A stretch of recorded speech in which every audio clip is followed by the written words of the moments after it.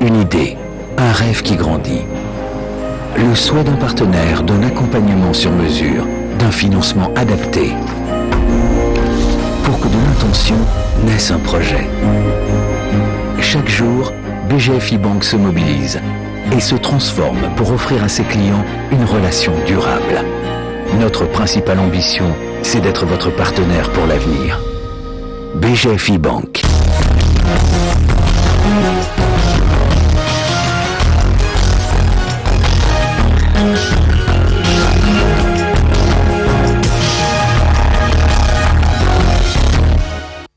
Au sommaire de cette grande édition, l'eau potable et l'électricité doivent être accessibles à tous sans discrimination de classe sociale. Le Premier ministre a reçu des informations claires auprès des gestionnaires de la Régie des eaux et de la SNEL qui lui permettront d'améliorer la desserte des sites denrées devenus un luxe dans notre pays. En économie, les allègements fiscaux en vue de garantir les climats des affaires, l'une des requêtes des opérateurs économiques en rapport avec la zone de libre-échange continentale africaine. Les travaux en commission ont ouvert ses portes aujourd'hui à Kinshasa. Cela fait exactement 72 mois que les professeurs de l'ISTEM n'ont pas palpé leur salaire. 5 ans, c'est trop. Ils sortent de leur silence pour dire leur ras-le-bol et lancent un SOS. Vous suivrez dans ce journal. Voilà pour les titres. Mesdames et messieurs, bonsoir. Merci d'avoir choisi la RTNC pour vous informer et toutes nos excuses pour le petit retard avec lequel nous débutons ce journal. Poursuivant son séjour dans la province du Nord-Kivu, le président de la République, Félix-Antoine Tshisekedi Tshilombo, a présidé ce lundi la réunion du Conseil provincial de sécurité en présence du chef de l'État et du chef d'état-major général des FARDC et d'autres responsables des services de défense et de sécurité. Le président de la République, chef de l'État, a poursuivi l'évaluation de l'état de siège et les opérations militaires en cours dans cette province. Après Rwanda et l'Ouganda, le Burundi aussi est déterminé à consolider ses relations bilatérales avec la République démocratique du Congo. Le président de ce pays voisin, Évariste Ndayishimiye, l'a dit clairement à son homologue congolais, Félix-Antoine Tshisekedi Tshilombo, à travers un message lui transmis par le ministre burundais des Affaires étrangères reçu à Goma. Giscard Koussema et Kazo Kazeti. Pays voisin de la République démocratique du Congo, le Burundi partage près de 1000 km de frontières terrestres. Les deux États restent aussi liés par l'histoire et la culture. À l'instar d'autres pays de l'espace Grand Lac, le Burundi veut consolider ses relations avec la République démocratique du Congo. Voilà qui explique l'audience que le président de la République, Félix-Antoine Tshisekedi Tshilombo, a accordée ce lundi à Goma au ministre burundais des Affaires étrangères et de la coopération au développement, l'ambassadeur Albert Shingiro. Ces derniers étaient porteurs d'un message spécial du président burundais Évariste Ndayishimiye adressé à son homologue congolais Félix-Antoine Tshisekedi Tshilombo. J'ai été reçu par son Excellence, Monsieur le Président de la République de la RDC, en qualité d'envoyé spécial du Président de la République du Burundi, son Excellence Évariste Ndayishimiye. J'étais porteur d'un message particulier spécial à son homologue congolais. Message de paix, message d'amour, un message qui vise à promouvoir les relations d'amitié et de coopération entre nos deux pays, un message qui vise à cimenter davantage, comme vous le savez, le Burundi et la RDC entretiennent des relations bilatérales très nourries, en bonne santé, mais comme vous le savez, en termes de relations bilatérales entre les États, il y a toujours une place à l'amélioration, il y a toujours une fenêtre à l'amélioration. Nous avons donc amené ce message dans ce sens-là pour cimenter davantage, un peu comme un champ de fleurs qui nécessite d'être arrosé, d'être sarclé à tout moment pour que le champ de fleurs puisse rester en situation de bonne santé. Donc nous aussi, nous essayons maintenant d'arroser, de sarcler nos relations pour les renforcer davantage dans l'intérêt de nos peuples respectifs. Cette audience est un prélude d'une rencontre au sommet entre les deux chefs d'État. La date et les lieux seront fixés par voie consulaire. Restons encore à Goma, au Nord Kivu, où le flux migratoire entre cette ville de la République démocratique du Congo et la ville de Gisenyi au Rwanda a sensiblement baissé à cause du coronavirus. Actuellement, à la petite barrière, 1000 Rwandais viennent commercer à Goma contre 250 Congolais vers Gisenyi. Auparavant, le flux était de 40 000 personnes. L'avènement de cette pandémie à Covid-19 a causé des sérieuses pertes aux deux pays frontaliers. Depuis la frontière de la RDC au Rwanda, nous retrouvons notre envoyé spécial Françoise Bolabouaki. 9h à la petite barrière à Goma ce lundi 28 juin 2021. En file indienne, les commerçants venus de Gisenyi au Rwanda passent au contrôle. Pour passer à la frontière actuellement, il faut avoir un test à la Covid.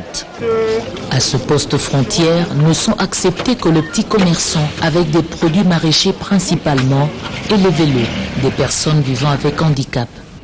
Si les gens disent qu'on ne paye pas, nous on paye parce qu'il y a des preuves qui prouvent que les personnes en situation de handicap payent. Des accusations de fraude sont formulées, tenant compte des pratiques soupçonnées. Ici chez nous, la douane enrichit plus les individus que l'État. Des propos que rejette la douane. Ces services nous montrent des colis saisis grâce à sa vigilance. Ce sont des marchandises qu'on a attrapées, camouflées en dessous des légumes que souvent les handicapés transportent. Pour des raisons de Covid-19, cette frontière avait été fermée. Aussi, il n'y a pas de dispositif de test Covid sur place. La route est impraticable. Avant la Covid, le flux migratoire était de 40 000 personnes par jour, de part et d'autre de la frontière. Et pendant la Covid, le flux migratoire a baissé sensiblement. Actuellement, nous comptons plus ou moins 1100, 1200 pour nos amis rwandais qui entrent chez nous. Et pour les Congolais qui sortent, c'est à peu près 250 par jour. Avec un contrôle rigoureux des entrées à cette frontière, il est évident que les recettes se multiplient. Goma, l'un des greniers de la capitale, la viande de bœuf abattue dans cette partie du pays atterrit dans nos assiettes à Kinshasa. Réputée bio, elle fait l'objet d'une concurrence sur le marché pour son coût. Nos envoyés spéciaux, Françoise Bolabouaki et Gédéon Mutombo, ont fait un tour à l'abattoir de Goma, un bâtiment vétuste construit depuis 1986 et aujourd'hui l'objet d'une spoliation. Regardez. 4 bovins vivent leurs derniers instants dans le couloir de la mort, vers la guillotine. Nous n'avons pas souhaité assister à la mise à mort des vaches, elles seront au préalable assommées. Si l'animal n'est pas en bonne qualité, on ne peut pas le livrer à la consommation. Le travail ici n'est pas simple, il faut une technique que seul ce personnel garde le secret.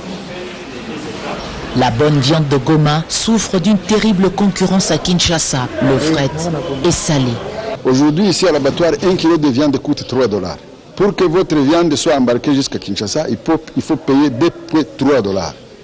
Ça fait 5,3. Et quand on arrive à Kinshasa, on n'est pas vraiment compétitif. Nous voudrions assez que l'autorité puisse s'impliquer pour réduire un peu ces frais comme on a réduit les billets. Être abatteur est un travail qui demande des muscles. Il faut pousser et aligner les carcasses. 30 bêtes sont abattues tous les jours à la société d'abattoir de Goma. Un chiffre qui a beaucoup régressé. Chaque jour, au moins, on abattait une centaine. Et aujourd'hui, au moins, on abat chaque jour 30 bêtes. Construit en 1986, Sabago comptait 18 hectares, qui constituent la part de l'État associée aux éleveurs. Aujourd'hui, réduit à 1 hectare suite à la spoliation. Ce terrain constitue le milieu de négoce. Malheureusement, comme il est vide, il est convoité par les spoliateurs. C'est pourquoi nous demandons l'intervention de la première autorité de la République démocratique du Congo de trouver une solution définitive à cette question en rétablissant l'abattoir dans ses droits. Les habitations ont envahi le domaine Sabago. Le foncier reste le nerf de la guerre. En nouvelle, sachez que les vacances des élus commencent officiellement ce lundi. La plénière au cours de laquelle le discours de clôture a été prononcé par le président du Sénat, Modeste Bahati Lukwebo, est aussi celle au cours de laquelle 6 projets de loi de ratification des accords relatifs à l'aviation civile et le projet de loi portant prorogation de l'état de siège ont été adoptés. Les sénateurs ont donc réalisé le travail pour lequel ils sont à la Chambre haute du Parlement. Le rendez-vous est donc pris pour le 15 septembre prochain. Les images dans nos prochaines éditions.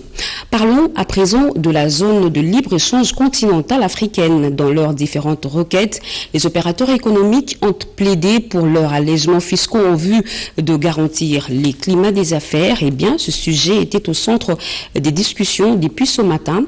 Les travaux de la commission tarifaire ont été lancés par la vice-ministre des Finances, Cédric Enina.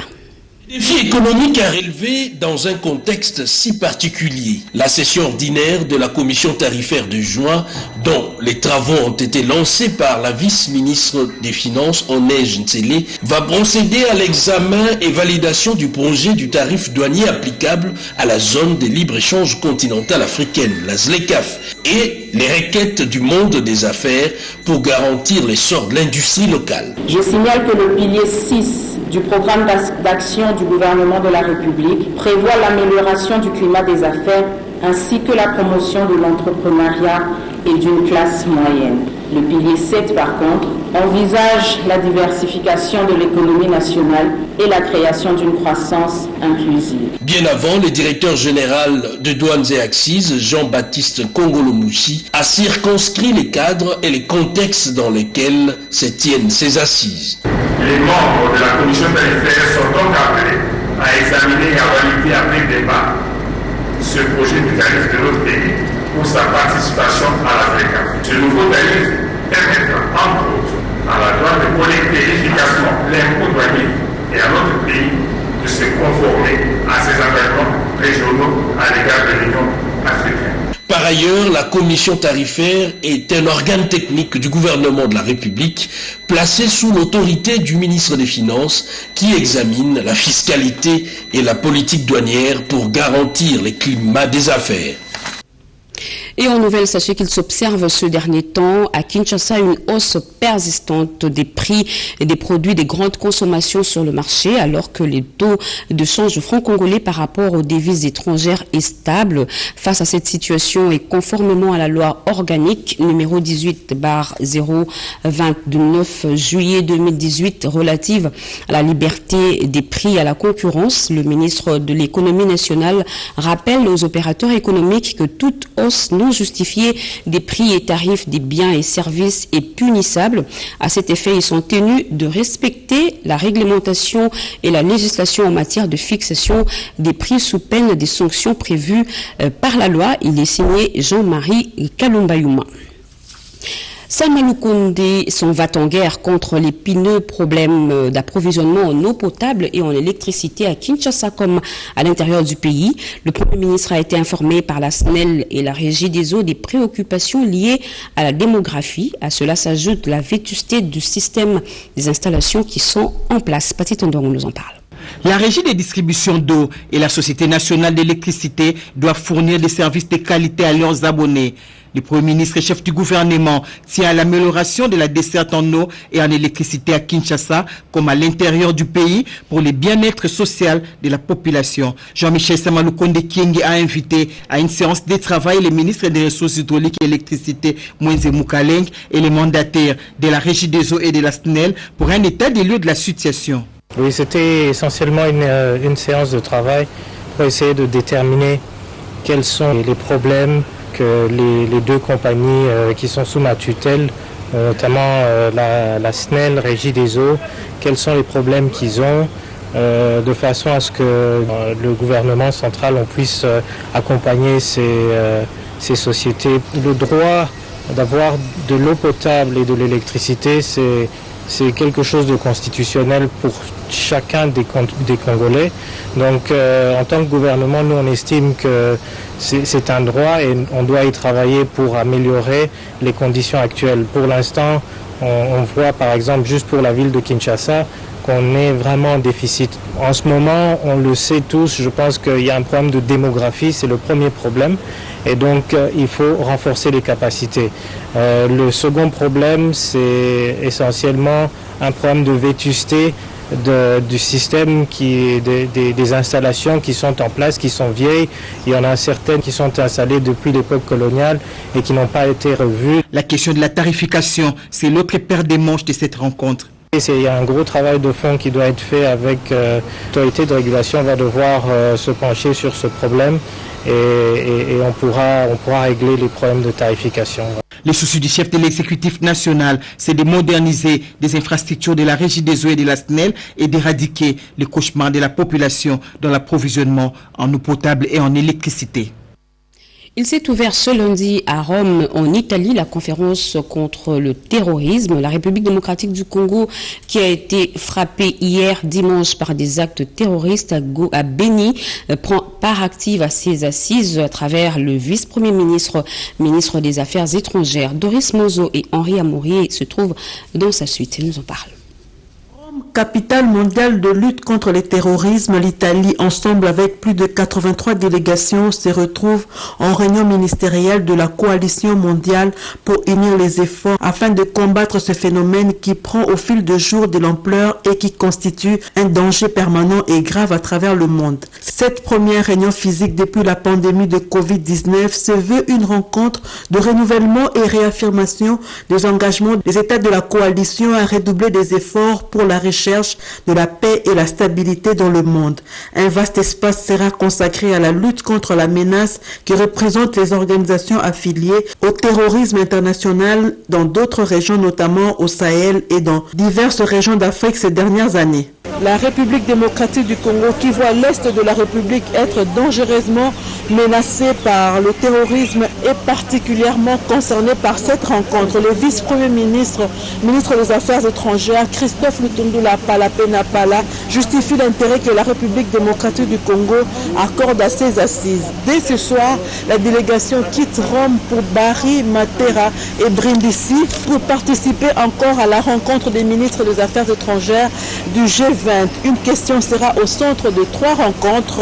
Comment le G20 peut-il mieux se coordonner pour produire des résultats concrets afin de contrer le Covid-19 et retrouver le chemin de la croissance mondiale? Depuis la ville de Rome, Henri Amouri, Doris Mozo-Tambwe pour la RTNC.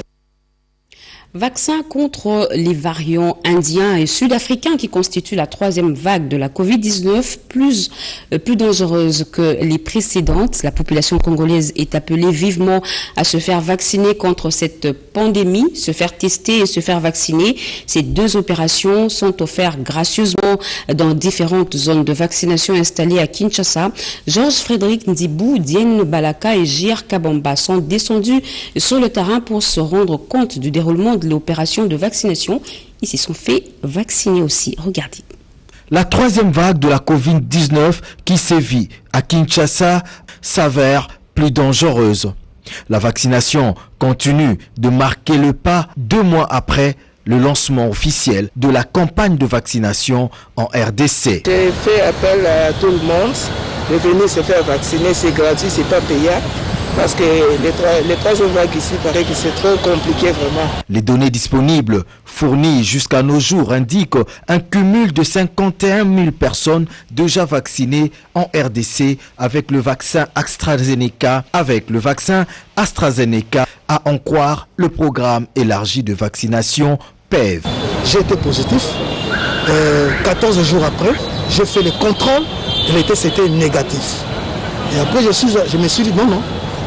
Je dois me faire vacciner pour la prévention et pour me sécuriser. Ici à Kinshasa, le site de vaccination fonctionnel poursuit la campagne de vaccination contre le coronavirus sans embûche ni anicroche. Venir ici à Bidjana, se faire vacciner, c'est gratuit.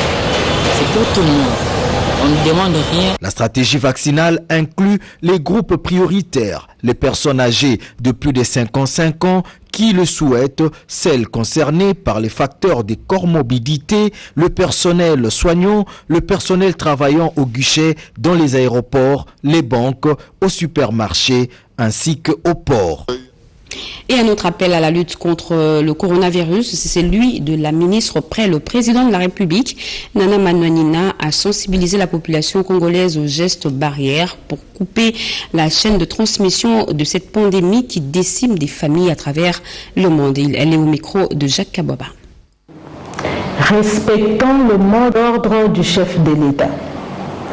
La troisième vague de la pandémie à Covid-19 est dangereuse et elle tue effectivement. Le respect des gestes barrières reste un incontournable moyen de protection, de prévention et de réduction de risques de contamination.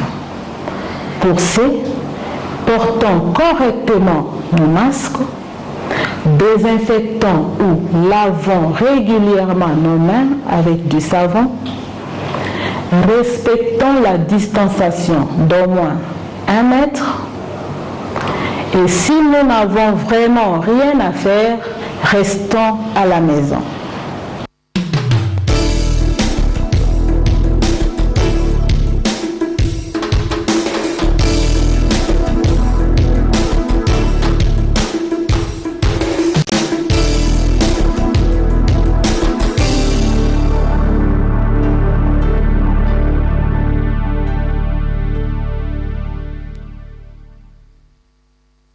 Le ministre de la Santé publique, le docteur Mbungani, lui, sera très prochainement devant les députés nationaux pour répondre à une question d'actualité lui adressée. L'initiateur de cette question, c'est le député national Guy Mafuta, qui veut savoir comment sont gérées les morgues de la République démocratique du Congo pendant cette période de la troisième vague de la Covid-19. Paulette Lomba, reportage. La troisième vague du Covid-19, réputée très meurtrière, préoccupe plus d'un Congolais. En plus de mesures barrières édictées par les autorités du pays, l'honorable Guy Mafuta, député national, pense que la gestion de cadavres dans différentes morgues est catastrophique et ne respecte pas les normes. Depuis un temps, il y a beaucoup de décès dans la ville de Kinshasa. Il y a beaucoup de morts à telle enseigne qu'aujourd'hui, pour trouver une place dans la morgue, c'est un parcours de combattants. C'est pourquoi nous nous sommes dit qu'il était plus qu'important que le ministre de la Santé publique puisse informer l'opinion sur ce qui se passe réellement.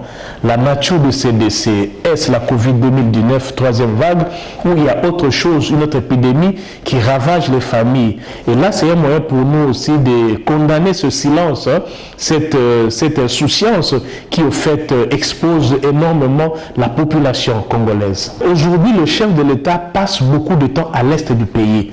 Le but, c'est quoi? Veiller à la santé, à la survie de nos compatriotes à l'Est. Ici à Kinshasa aussi, nous devons l'accompagner dans ce sens-là. Et nous, en tant que députés, nous avons utilisé les mécanismes légaux et constitutionnels, à savoir la question d'actualité, pour avoir beaucoup plus de lumière sur cette question qui émeut plus d'un. C'est la motivation des dépôts de la question d'actualité sur la gestion de morgue pendant Covid-19. Sans chemin de fer, le Congo ne vaut pas un penny. Cette assertion de Stanley prend tout son sens en 2021. La ministre d'État, ministre du portefeuille, s'y investit et pousse les entreprises ferroviaires à s'employer à la réhabilitation du chemin de fer, voie idéale pour l'évacuation des produits miniers et agricoles dans les coins et recoins de la République. Angèle Mabia-Alandou nous explique.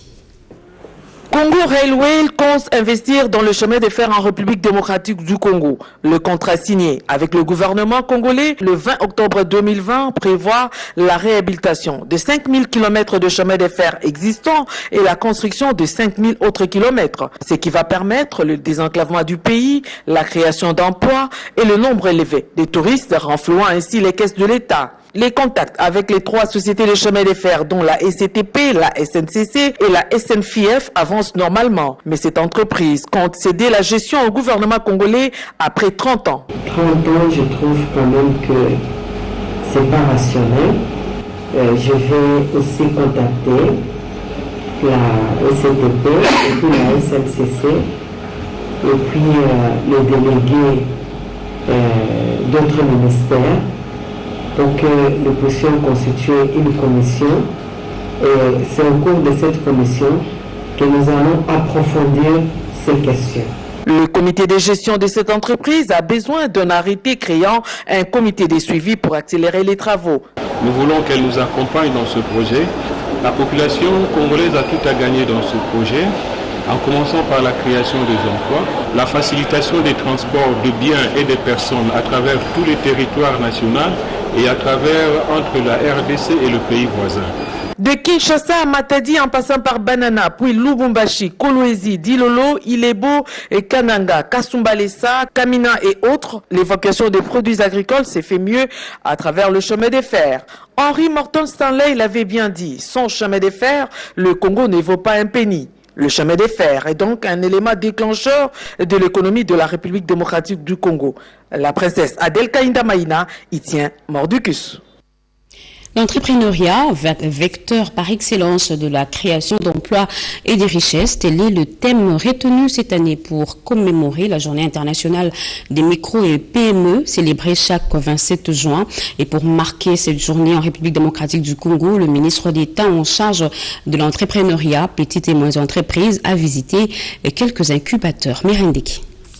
La journée internationale de micro et de PME célébrée le 27 juin de chaque année a été marquée d'un saut particulier par le ministre d'État en charge de l'entrepreneuriat, maître Eustache Mouhanzi Mumbembe. Tout a commencé dans la concession Procoki dans la commune de Ngalema où est installée des Ingenious City. Cette plateforme d'incubateur a reçu la visite du ministre d'État venu palper du doigt les réalités et les difficultés rencontrées, mais aussi découvrir l'ingéniosité de l'entrepreneur congolais. Pour les coordonnateurs des Ingenious City, François Nguyenyi, cette visite du ministre de tutelle symbolise l'importance accordée aux entrepreneurs locaux qui contribuent à la richesse du pays. Juste après, le ministre d'État est allé à l'Office de promotion des entreprises congolaises, OPEC, dirigé par Ezekiel Bitoya, où sont logés les collectifs des entrepreneurs transformateurs du Congo et Shang Startup Center.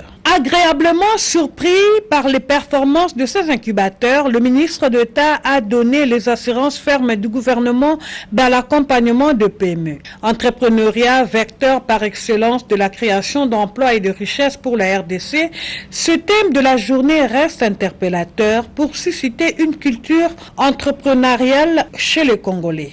D'où l'appel du ministre à la création d'une véritable classe moyenne compétitive sur le marché africain. La centrale hydroélectrique de Kiloubi dans le Olomami renaît des 6 cendres. Les roues turbines vétustes de cet ouvrage, qui date de l'époque coloniale, sont en pleine réhabilitation. Le constat est de Yvette Makuntima et Sadi Kenina. Un autre ouvrage qui date de l'époque coloniale. Situé à plus ou moins 150 km de la ville de Kamina, province du Olomami, la centrale hydroélectrique de Kilouba a été construite en 1954. Appartenant aux forces armées de la République démocratique du Congo, mais sous contrat de gestion par la Société nationale d'électricité SNEL SA, eh bien cette centrale a été installée pour desservir la base militaire de Kamina et compte 3 turbines qui produisent 9 MW installées en raison de 3 MW chacune. Depuis sa mise en service, son réseau de distribution a été élargi à l'hôpital et à la population de Kamina. Ces turbines n'ont jamais été remplacées et ces matériaux sont vétustes. Des roues de turbines usées, c'est ce qui a entraîné l'arrêt de ces 2 groupes, notamment le premier et le 3e groupe. La SNEL SA sur fonds propres avec l'expertise locale est à pied d'œuvre et a amorcé en début juin les travaux de fiabilisation des groupes numéro 1 et 3. La délégation de la SNEL SA, venue de la direction générale, s'est dite satisfaite. Compte tenu de son lien avec les forces armées de la République démocratique du Congo, eh bien la réhabilitation et modernisation de la centrale hydroélectrique de Kiloubi traîne car les partenaires sont pour la plupart réticents pour financer les travaux. Un appel donc est lancé au gouvernement de la République. Et ce communiqué du ministère de l'Emploi, Travail et Prévoyance sociale, il est porté à la connaissance du public en général et des employeurs et travailleurs en particulier qu'à l'occasion de la commémoration du 61e anniversaire de l'accession de la République démocratique du Congo à la souveraineté nationale et internationale, la journée de mercredi 30 juin 2021 est déclarée chômée et payée sur toute l'étendue du territoire national. Ce communiqué signé Claudine Ndusinkembe. 5 ans de non-paiement de salaire, c'en est trop. Les professeurs, docteurs de l'ISTEM montent au créneau et revendiquent leur dû. Ils lancent un cri de détresse aux autorités du pays. Anasthésie Doumbou. Ce sont des professeurs, docteurs qui ont présenté et soutenu leur thèse il y a de cela 5 ans. Et l'État congolais leur a conféré le titre de professeur puis enregistré sur la ligne budgétaire. Malheureusement, depuis lors, ce professeur et scientifique de l'ISTEM, Kinshasa, ne sont jamais rémunérés. L'espoir orienté vers les gouvernements de la République, leur employeur. Ils plaident auprès des autorités pour une solution idoine. Considérons que le deuxième trimestre sur lequel était encore permis l'espoir des professeurs de l'ISTEM et Kinshasa non payés est passé sans aucune orientation administrative claire y afférente. Décidons ce qui suit. En cas de non-satisfaction de nos revendications, en ce troisième trimestre, nous serons dans l'obligation d'entreprendre d'autres actions allant jusqu'à la suspension de nos activités académiques. Du reste, ce professeur envisage rencontrer le Premier ministre pour faire entendre leur voix. En 10 minutes seulement, les souscripteurs et acheteurs de la vignette véhicule pourront terminer l'opération et obtenir leur vignette au niveau des banques. Fini donc les pertes de temps et la lourdeur observée dans le service. C'est un constat de Rodé Panda.